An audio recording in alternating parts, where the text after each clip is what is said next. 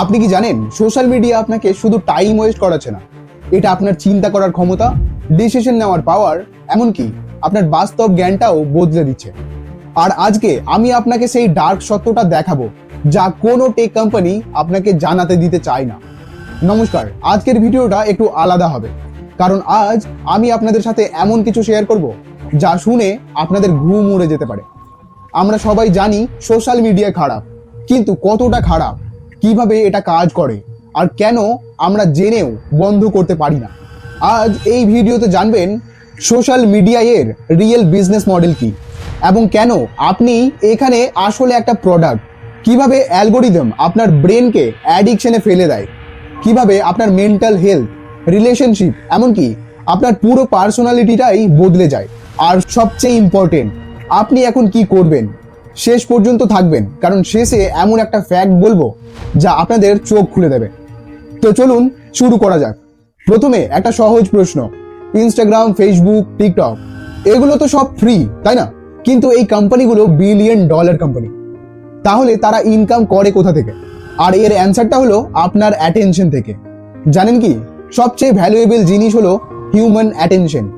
যত বেশি সময় স্ক্রল করবেন, তত বেশি অ্যাডস দেখবেন, আর তত বেশি প্রফিট। কিন্তু এখানেই আসল টুইস্ট, তারা শুধু আপনার টাইম নিচ্ছে না, তারা আপনার সাইকোলজি স্টাডি করছে। আপনি কোন পোস্টে বেশি সময় দিচ্ছেন, কোন ভিডিওটা পজ করছেন, সব ট্র্যাক হচ্ছে। আর তারপর অ্যালগোরিদম সেই ডেটা ব্যবহার করে আপনাকে এমন কন্টেন্ট দেখাচ্ছে যাতে আপনি আরো বেশি অ্যাডিক্টেড হন।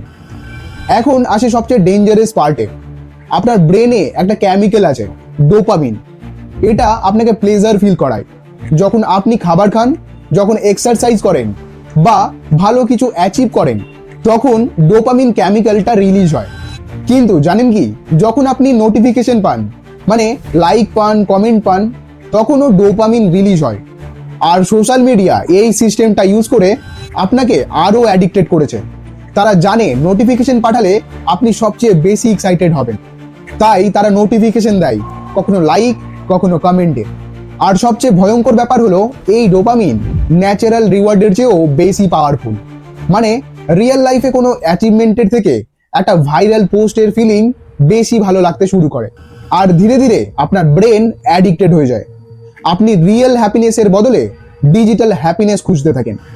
2024 সালের একটা স্টাডি বলছে, যাদের বয়স 13 থেকে 19 বছর, যে স্ট্রেঞ্জার্সরা দিনে 3 ঘন্টার বেশি সোশ্যাল মিডিয়া ইউজ করে, তাদের জন্য ডিপ্রেশনের রিস্ক 40% বেশি। কারণ সোশ্যাল মিডিয়া একটা ফেক রিয়েলিটি তৈরি করে। আপনি স্ক্রল করেন, দেখেন সবাই ট্রাভেল করছে, কেউ পার্টি করছে, মানে লাক্সারি লাইফ এনজয় করছে। কিন্তু রিয়েলিটি হলো সেই পার্সনটা হয়তো তার বেস্ট 2 মিনিটটা ক্যাপচার করে আপলোড করেছে, বাকি 23 ঘন্টা 58 মিনিট সে নর্মাল লাইফ যাপন করেছে। কিন্তু আপনার ব্রেন এটা বুঝতে পারে না। আপনি নিজেকে তার সাথে কম্পেয়ার করতে থাকেন আর ফিল করেন, আমার জীবন কেন এরকম না। এটাকেই বলে কম্পারিজন ট্র্যাপ। আর এর result anxiety, depression, low feel করা। আরও একটা বড় প্রবলেম হলো অ্যাটেনশন। আপনি কি লক্ষ্য করেছেন, আপনি যদি বই পড়তে বসেন, 5 মিনিট পরেই ফোন চেক করতে ইচ্ছে করে। আর এটা কোনো কোইন্সিডেন্স না, এটা হয় কারণ আপনার ব্রেন পুরোপুরি অ্যাডিক্টেড হয়ে গেছে। আপনি কি জানেন সোশ্যাল মিডিয়া আপনার রিয়েল রিলেশনশিপগুলোও শেষ করে দিচ্ছে। আপনি ফ্যামিলির সাথে বসে আছেন কিন্তু ফোনে স্ক্রল করছেন, ফ্রেন্ডের সাথে আড্ডা দিচ্ছেন তবুও ফোনে ব্যস্ত। মানে আমরা ফিজিক্যালি প্রেজেন্ট আছি কিন্তু মেন্টালি অ্যাবসেন্ট। মানে ধীরে ধীরে আমরা রিয়েল কানেকশনগুলোও হারাচ্ছি। এখন প্রশ্ন হলো, তাহলে কি করবেন? সোশ্যাল মিডিয়া পুরো ছেড়ে দেবেন? না, সেটা প্র্যাকটিক্যাল না, কিন্তু আপনি কনসিয়াস হতে পারেন। 1 নম্বর, রিয়েলাইজ করুন আপনি অ্যাডিক্টেড কিনা। অনেস্টলি চেক করুন, দিনে কত ঘন্টা স্ক্রল করছেন, সকালে উঠেই ফোন চেক করছেন কিনা, খেতে বসে রিলস দেখছেন কিনা। 2 নম্বর, সব অ্যাপের নোটিফিকেশন অফ করুন। আপনি কন্ট্রোল করবেন যে কখন ফোন চেক করবেন, কোনো অ্যাপ নয়। 3 নম্বর, টাইম লিমিট সেট করুন, দিনে কত ঘন্টা ফোন দেখবেন। iOS আর অ্যান্ড্রয়েড দুটোতেই স্ক্রিন টাইম ফিচার আছে, সেটা ইউজ করুন। আর 4 নম্বর, সবচেয়ে ইম্পর্টেন্ট, আনফলো করুন যেসব অ্যাকাউন্ট আপনাকে ব্যাড ফিল করায়, আর ফলো করুন যেগুলো আপনাকে গ্রো করায়। 5 নম্বর, রিয়েল লাইফে ইনভেস্ট করুন। বই পড়ুন, হবি ডেভেলপ করুন, রিয়েল মানুষের সাথে সময় কাটান। মনে রাখবেন, সোশ্যাল মিডিয়া একটা টুল আপনাকে কন্ট্রোল করবে না, আপনি টুলকে কন্ট্রোল করবেন। দেখুন, আমি বলছি না সোশ্যাল মিডিয়া খারাপ, এটা আমাদের কানেক্টেড রাখে, শেখায় আর এন্টারটেইন করে। কিন্তু যখন এটা আপনার লাইফটা কন্ট্রোল করতে শুরু করে, যখন আপনি এটা ছাড়া থাকতে পারেন না, যখন রিয়েল হ্যাপিনেসের জায়গায় ডিজিটাল ভ্যালিডেশন খুঁজতে থাকেন, তখন এটা প্রবলেম। আপনার কাছে একটাই জীবন আছে, এই প্রিসিয়াস টাইমটা মোবাইল স্ক্রিনের পেছনে নষ্ট করবেন নাকি রিয়েল এক্সপিরিয়েন্সে ইনভেস্ট করবেন, ডিসিশনটা আপনার।